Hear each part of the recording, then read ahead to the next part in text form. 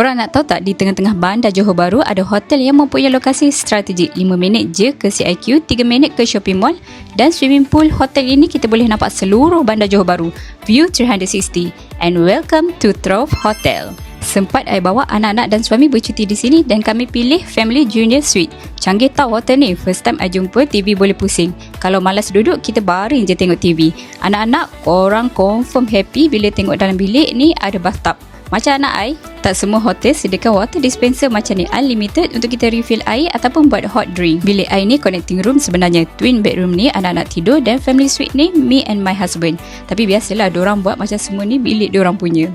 Facilities kat sini cukup membuatkan korang tak perlu pun nak keluar. Ada gym, massage service dan ada juga tempat sewa kereta. Kalau korang ambil package Family Fun Gateway, dapat free breakfast. Ada sediakan makanan tradisional orang Melayu, Cina, India.